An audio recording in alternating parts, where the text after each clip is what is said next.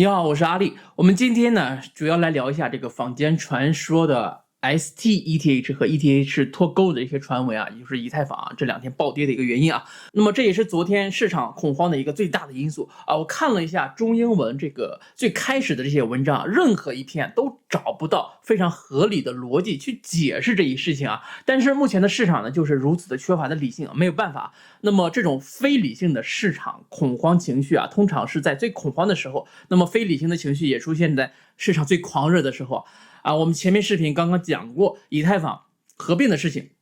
那么在准备上一期视频的时候，我就看到了很多人在担忧，说这个 ST、ETH 会不会重蹈 Luna 的覆辙啊？其实呢，最早在5月份 Luna刚刚爆雷的时候，就有很多美国的博主呢在讲这件事情了。我当时呢只是扫了几眼，并没有仔细的去研究。那么这里面的逻辑呢，其实今天我看完之后还是发现的还是比较简单的啊。那么并不像 Luna 玩的那么复杂。我先简单的跟大家介绍一下。那么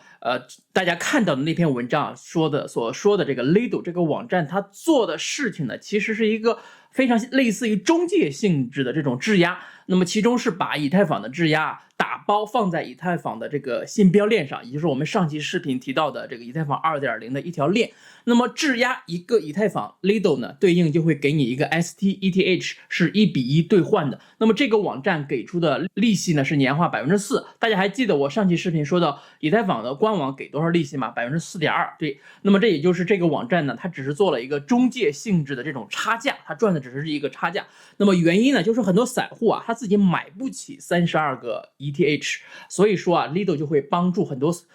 这种散户啊，把 ETH 打包放每32个做一个节点啊，那么进行质押。那么问题的关键呢，就在于这个 ST、ETH 啊，在 Curve 上面可以进行自由的交易。如果有质押的人发现市场暴跌了，那么他就会将质押后 Lido 给到的 ST、ETH 拿到 Curve 上面去卖掉。甚至呢，如果你发现这个Curve上面的 ST、ETH 的这个价格呢出现了负的溢价啊，比如说 ST、ETH 比上 ETH 是 0.9 了，那么这个时候你可以在Curve上面进行买一些 ST、ETH， 然后呢要等到 ETH 2.0 完全上线之后呢，才能以1:1的价格赎回ETH， 那么这样呢就可以挣到这 10% 的差价。大家这个时候要注意啊，大家看到的那一篇中文的焦虑的文章说啊，你买到的 ST、ETH 可以直接拿到 Lido 上面进行赎回，这个说法呢纯属是胡说八道。大家看这个 Lido 官网上的这个截图啊，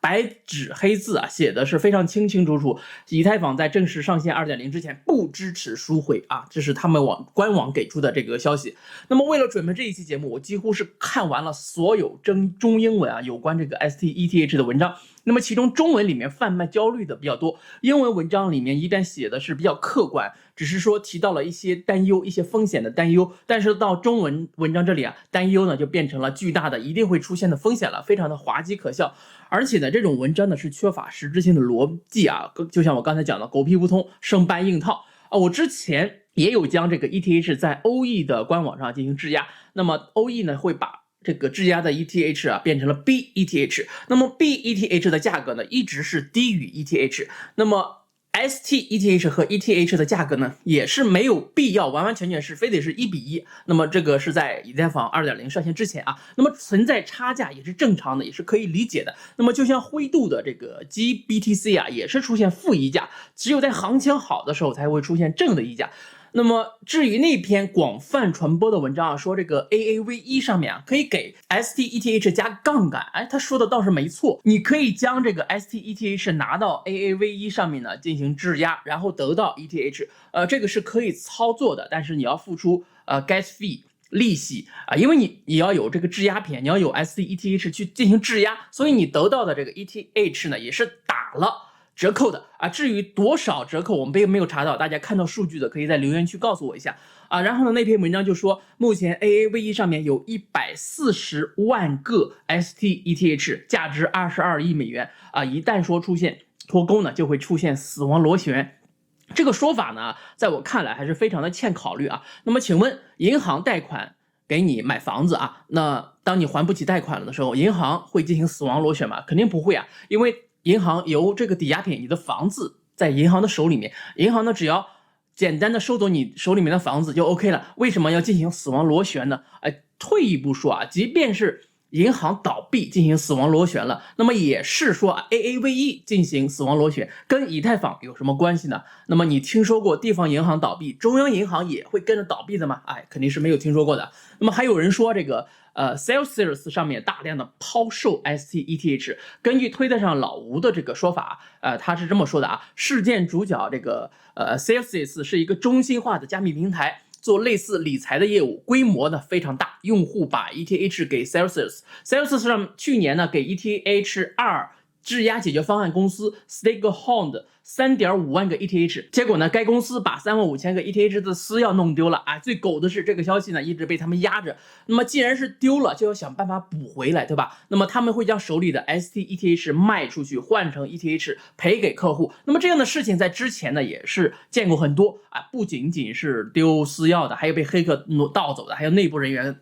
乱搞的但是呢不至于说到了恐慌到这个崩盘的这个地步虽然说市场呢是熊市，但是如此这般制造焦虑的这个狗屁不通的文章也是能引发很多人的恐慌的我只能说币圈的韭菜实在是太多了看到这里希望大家点个赞支持我一下那么我觉得我都可以做一个打假的专业户了那么这一次的以太坊传闻和上一次的这个 Luna 爆雷呢是完全不同的事情不可同日而语。那么相信很多朋友也是看了我上一次讲 Luna 那期视频关注到我的，那么那一次呢我是看到了 Luna 必死的这个其中的这些复杂的逻辑，但是呢以太坊不会走那条路并不是说我本人持有以太坊才这么说话。那么以太坊自2015年上市以来也是经历过非常多的这种风风雨雨，那么我认为以太坊最大的问题呢就是这个 POW 模式，以太坊上面的应用和生态实在是太多了POW 的模式呢注定呢每分钟处理转账的这个次数呢是有限的，那么只有将以太坊转换成 POS才能够达到说每分钟处理上百成千上百次的这种转账才能实现，那么以太坊整个公链才能会走向更成功。而这一次的升级呢正是这个团队呢他们看到了以太坊自身的这种短板，所以说才做出了巨大的努力。那么你至于说这里面有没有风险我们上期视频也说了肯定是有的但是呢我相信在他们这个团队不断的测试之后才说拿出来正式上线，那么这个过程呢一定会是成功的一个过程这是一个这个正向的螺旋。那么希望看到这里的朋友都擦亮眼睛少被那些不良的博主带到这个沟里去市场呢已经是这样了还有如此多的不是傻就是坏的这种博主专门的制造焦虑，那背后的目的我们不去追踪到底是为了什么，但是每个人都要有自己这种独立思考的能力再一个呢就是一定要好好学习英文那个遇到这种事情的时候你不妨呢 Google 去用英文去搜索一下，到底看看到底人家是不是这样讲的这个背后的逻辑到底是不是这样，是不是像中文博主写的这样子那么正好是在这个熊市当中大家也可以不断的去提升自己也去多读一些书多看一些资料，那么才能在下一次牛市来的时候迎风破浪大发特发。那么另外呢我打算在会员群每天增加一些这个更新一些读书的心得希望也能够帮助我们所有的付费的会员如果你的英文不够好，或者是根本就读不进去书，或者看见文字就头疼欢迎你加入我的电报会员群。那么会员群呢在之前的这个服务内容的基础上再增加每天的读书心得欢迎大家点击屏幕下方的链接进到这个缓冲群，然后呢私聊助手进行咨询进群。好，以上呢就是今天节目所有的内容了，感谢大家的陪伴，我们下期节目再见，愿我们在熊市当中也能够共同进步，一起发财 Peace。